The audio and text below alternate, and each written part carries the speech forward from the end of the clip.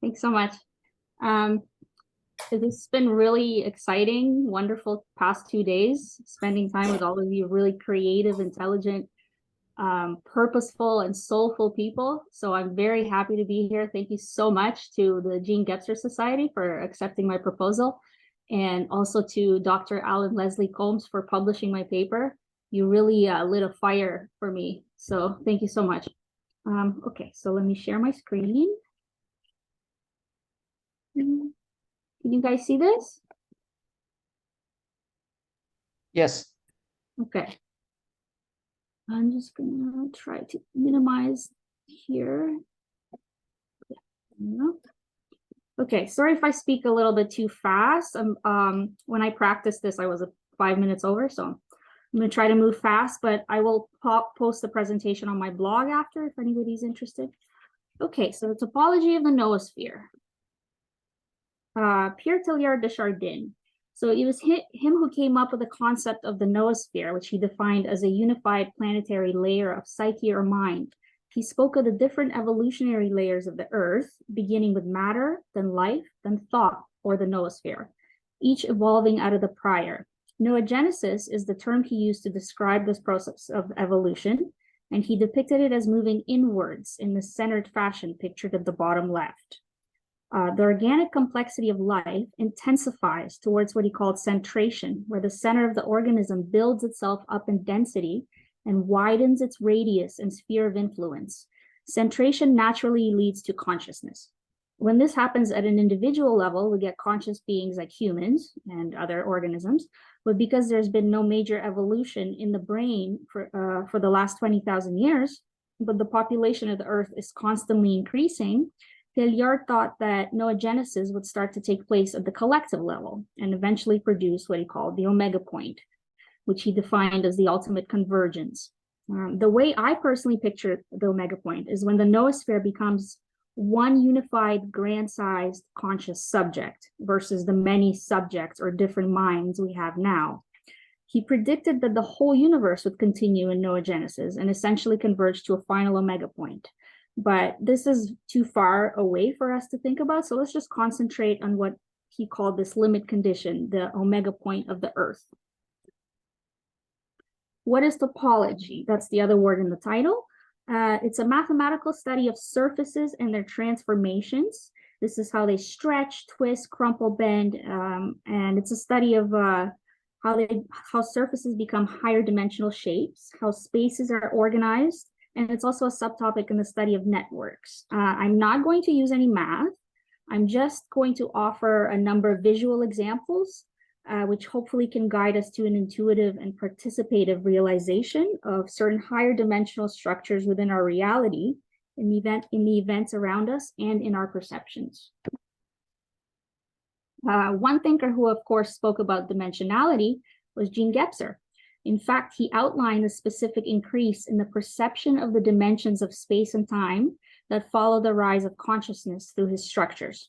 So he gave each structure a specific name in terms of time and space. This is a little speculation that I developed, and mind you, this is only a speculation.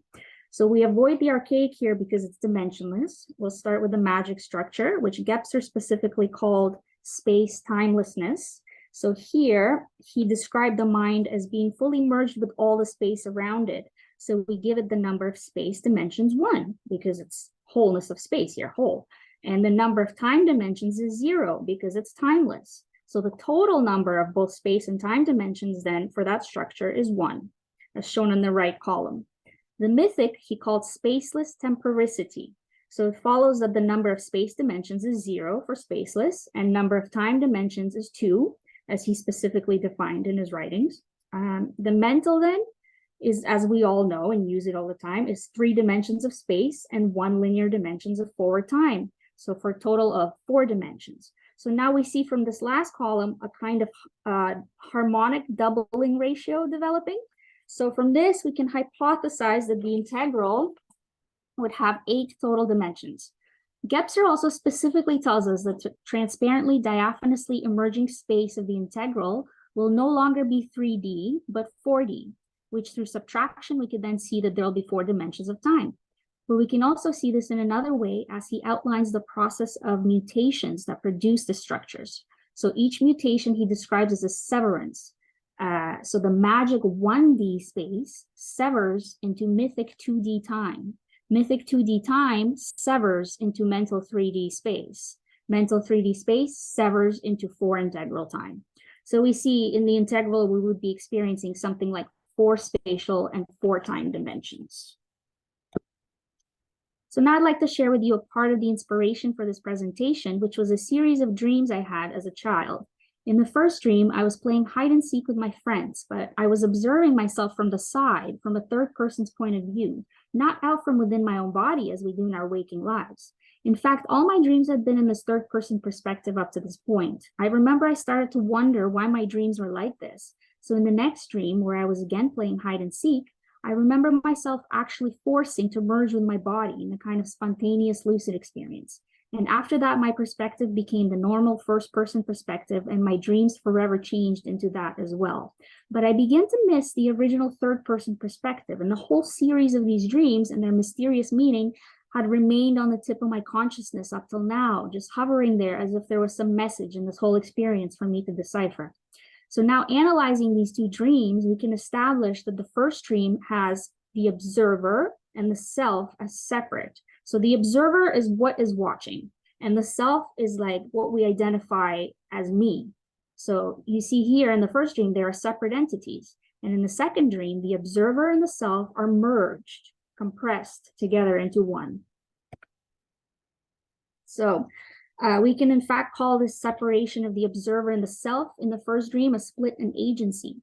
Many spiritual traditions like Buddhism, for example, similarly speak of the self as a construct.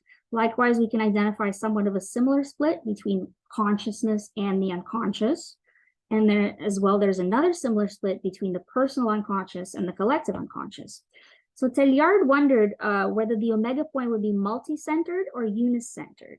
Would it be composed of many individual minds or be truly unified into one grand mind with one center of control or will? He asked, would the earth become a super family or a super individual?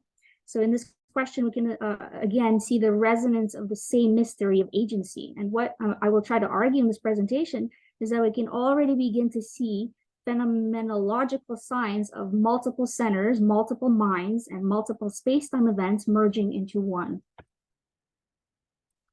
Going back to the concept of the unconscious, it has a large role to play in mediating the split of agency within each person. So for one, it houses various energies, forces, intelligences, personalities known as archetypes. These express in multiple ways, including imagination, emotion, memories, mental associations, ideals, beliefs, fantasy, symbols, and of course, dreams. Archetypal manifestations act autonomously, which means they are not spurred on by conscious agency or willpower. They feel as if they come from somewhere else, as if we're directed by another being to express them. They often also appear as characters, which exemplifies the multiplicity of agencies that can exist within an individual. As well, archetypes manifest as actual physical, super or transpersonal events known as synchronicities. So here, I'll give you a few personal examples and a little bit of history about myself. After I learned to meditate, I began to experience things like clairvoyance, telepathy, and synchronicity at very high rates, often multiples like 100 times per day. I would have visions, for example, and soon after there would be a physical event that would essentially have the same information as what the vision was trying to show in symbolic form. And this is actually one way that Carl Jung too described the manifestation of synchronicity, as in a dream or vision followed by the physical event. Eventually, I began to also see multiple physical events showing repetitive archetypal themes. So photography helps me record a lot of these synchronistic examples. So for example, the picture here on the left, I took it right before I went kayaking. And then later that evening, when I was passing through Greektown in Toronto, I took this photo of the artwork of the goddess Athena. And then only later, when I looked through my phones, the two photos were aligned. I noticed that they very much resemble each other. Like I'm standing in the same pose, we're holding a long spear-like object. And I didn't consciously try to look like Athena because I didn't even encounter that Athena photo for the first time until later, until after the kayak picture. But it's as if her archetype was channeled through me anyways in the photo. Here's another example on the right. My friend brought me these monarch butterfly earrings from Mexico, and they were blessed by a tribe. So I wore them and took a photo in front of this monarch butterfly mural the next morning. And soon after, like an hour after, in the same morning, I received like a random spam email from an astrological service. And the first line there said, Julia, I had a vision of you being guided by 6 monarch butterflies. And now look, there's 4 big butterflies in the mural, plus 2 on my ears. So that's 6. So these are just a few examples. And here's just one more really kind of emotional one for me. This is a photo of me as a child, and I'm looking deeply concentrated on a clock on my dad's bookshelf. And the book title, by the way, in Russian says Quantum Field Theory. My dad has been one of the greatest inspirations for me. He was like a literal rocket scientist, engineer, physicist, information technologist, and an Aquarius moon. But he was also very spiritual and mystic. So he never separated science or spirituality. He combined them. He loved Buddhism, Hinduism. So my childhood was always spent hearing him talk about various theories and ideas. He really instilled these deep interests in me from a young age. So first of all, when I saw this photo again in my studies at CIS, all of a sudden it made me realize, look, I'm looking at a clock and that represents time. And then there's the book says quantum fields. And that literally brought one of these ideas that time is a quantum field to me, which I'm also working on right now. Secondly, notice the stripes on my overalls and how they match the stripes on the spine of the book cover. So this is what I call image repetition of an image. And this is what happens in synchronicity. This is one way to identify it. And finally, the most potent part of this experience was when soon after me and my dad watched the movie Interstellar together, because we have this tradition, we watch a sci-fi movie once a week. And in the movie, the father and the astronaut, Matthew McConaughey, goes to a black hole. He goes to this place where he could see different times happening all at once. He chooses a time from the past when his daughter was young, and he's looking from the other side of the bookshelf, and he throws down books as a code to get a message across to his daughter, who then, when she grows up, she remembers this memory of books falling off the shelf, and she deciphers the code and ends up saving the earth. And it was just like, it's the same image of me looking at the books, and time is involved. And it was just, and me and my dad watched it together. So it was just all these repetitions of images that make synchronicities really powerful, that deliver a meaning to you as if they come from some higher place. Depth psychology is heavily based on this idea of image, which, by the way, doesn't only mean visual. An image is a packet of information which can be sensed via different senses, but I'm basically concentrating on visual because it's kind of my dominant modality for me personally. But here I'd like to also turn your attention to the definition established by Henri Bergson. He used an example between counting a number to illustrate. When we count, say, 50 sheep, we focus on one sheep at a time. So we tally 1 sheep, 2 sheep, 3 sheep, and we're going through one image in a sequence in time. And the flowing of perception through time is what he called duration. Whereas a number, when we're told of 50 sheep, we picture all 50 sheep at once in one image. And then we picture the substituted symbol of 50 for the number as well. So once again, there's this resonance here to my 2 dreams. As in dream 1, the observer and the self are separate and countable. And the different images are separate in duration or of experience in time. But in dream 2, the observer and the self are merged or co-present into one image or a symbol.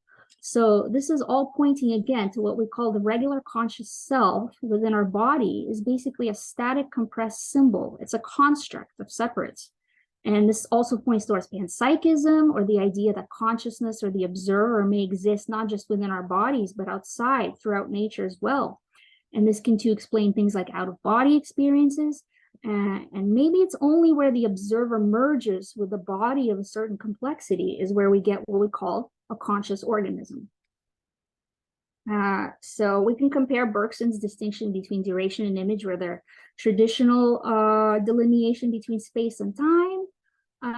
Roughly, we can equate image with space because images require space, even if it's a two-dimensional image, for example, but there can also be multi-dimensional images that use time as well. So synchronistic events are examples of multi-dimensional images. And Bergson's duration is roughly equivalent to what we call time, but it's not the same because it breaks down this idea of linear time, like physics. He rather focuses on pure perception. So it's just kind of this immediate feeling of experience. So I believe what he was trying to say is that the alignment of different sequences of images is what causes us to feel something like linear time in the first place. So here's a distinction between the traditional scientific Newtonian Einsteinian theory, which presupposes linear flowing time and a receptacle-like container space. But Bergson is basically saying that all that exists is this ever-present now moment, which we are perceiving, and then various images float in and out, and they construct for us ideas of space and time. And these images can also be envisioned as being themselves constructed of various sizes, shapes, and dimensions of the now moment. Okay. And there's a question of, can there be experience of pure duration without any images? And this is the goal of things like transcendental meditation, for example. But in a majority of our daily experiences, we encounter multitudes of images. So there must be some metaphysical purpose for them. Probably should skip or not go too deeply into this, but basically he also separates objectivity and subjectivity. And objectivity is a state that is heavily focused on quantitative multiplicity. That is, we can separate objects in space because they don't interfere with each other. Like you can't put one object into the same space as another object. So this is mostly objective state. But then the subjective state is more like qualitative multiplicity, where it's heavily focused on not the space and image itself, but on actual just perception and duration. And in this state, we can actually merge different images into one space. Like in our thoughts, for example, we have different images merging one into each other. In our external world, it doesn't happen too much, but we do see it on the micro level, for example, in quantum physics as well. And there were other similar kinds of distinctions that were noted by other thinkers. For example, William James noted that the transitive and substantive parts of thought, so transitive parts are like flights of a bird, they're moving, they're processed, and substantive parts are like perchings of a bird, where the movement stops, so it's more static, and the content of thought comes into focus. So here too, there's this duality between process and staticity, as in duration and image. Quantum mechanics, of course, made this duality famous with the wave and particle aspects of a subatomic particle. The particle is captured in its precise position or momentum in the realm of actuality, and the wave is like a process that is spread out in space in the realm of probability. And in perception too, there's this contrast. So for example, this famous illusion of the old lady and the young lady all in one, we can never at the same time perceive the two images at once. We can only hold one in mind. So when we concentrate on it, it will randomly switch into the other image. It's as if our unconscious can hold both images, but our consciousness can only hold one at a time. It can only like concretize the particle, the one image. Yeah, so same duality here. Okay, image versus event. So now I can talk about the transition between images and events. For simplicity, you could think of an image as a symbol depicted on a flat two-dimensional surface. And you can think of an event as a same symbol acted out on a higher dimensional space-time. So I drew a little diagram here. At the bottom, we have projection, which is where the flat image gets expanded into the event that occupies larger space and time. On the other hand, we have compression, which is the opposite process, where the event gets compressed from larger space-time into a flat symbolic image. And these two processes, we can think of modes of information processing. It's a way that information can also be sent and received between different levels of complexity and being that take up different numbers of dimension. So this is how information travels through different dimensions. Examples of compression. Memory is a major instance of this. We remember full-blown detailed events of the past as less detailed, more vague images. This is because real-life events get compressed into images, and the resolution and details are lost in the process. Then there's something called post-cognition, and this occurs a lot in hypnagogia, hypnopompia. So during these states, it's common to begin seeing or sensing various internal images. Some of these are known as post-cognitive visions. So if you, for example, if you spend your whole day gardening, just before you fall asleep, you may start seeing symbolic images of gardening. And likewise, if you went out to a nightclub and spent the night dancing, right before you go to sleep, you will see symbolic motifs of dancing. So it's as if certain events get impressed as images onto our minds. And the final example is precognition, which is actually the case where the image precedes the event and mysteriously forecasts it. And I've illustrated an example here out of my own life. I had a vision of this radiant atom once, and then the same week I came upon a book by Carl Jung and Wolfgang Pauli. They worked together on integrating physics and psychology, and they used the atom and the archetype as an archetype, a powerful theme for the book. So basically that vision forecasted the event, which was me finding and reading this important book. So compression is a mechanism for symbol making within the psyche, and precognition and memory are actually the same process. They use this mechanism of compression. They're just in different directions in linear time. Precognition is a memory of the future. Examples of projection. Carl Jung provided numerous of these. For example, linguistic images like idioms can be projected onto spaces of the body. So there were patients who couldn't swallow some difficult truth about themselves, so they developed throat pain. Patients who were depressed and couldn't go on anymore, so they developed a walking problem. So here you see the information, the image of the idiom gets projected into the space of the body.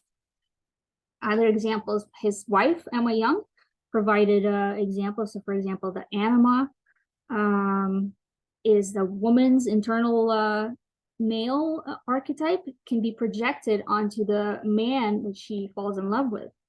And of course, synchronicity, which he defined as the projection of psychic images onto physical events. And we have his famous Beatles story where one of his patients had a dream of a golden scarab and was telling him about it the next day. And then lo and behold, a beetle, which is the nearest relative to a scarab in their latitude, flew into the room. And the scarab symbolizes something. It symbolizes rebirth. So, which ended up happening through this therapeutic process for this lady. So there's always some kind of higher message delivered by these repetitions of an image through synchronicity. Carl Jung actually based his idea on synchronicity on the work of another prior, more obscure researcher, Paul Kammerer. He developed the notion of seriality. So this is an image repeating itself through multiple physical events within a short period of time. He did not actually believe in psychic phenomena, so he concentrated on purely physical events. He spent his days observing and classifying streams of events. He noted coincidences and analyzed their patterns. So and he analyzed these events.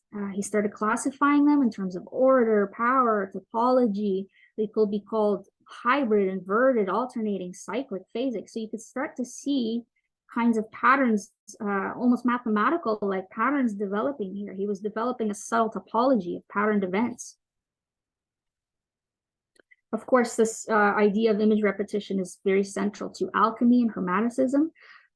This notion of resemblance, that the world is linked by these archetypal chains and folds and beings. Hermes Trismegistus always said, as above, so below. So he called ideas and thoughts imprints of things, which resonates with the event, image, compression, and projection idea I showed. There's another quick example out of my own life. I took a picture of this bright graffiti on the left, and then half an hour later at home, I saw a storm brewing outside my window, which actually turned into a tornado later. But look at the image, it looks exactly the same as the graffiti, like the angle in the clouds. And the only thing that's flipped is the pink and the purple colors. It's as if it's literally showing me as above, so below. Okay, holographic theory of David Bohm. This is one possible explanation how an image can repeat itself.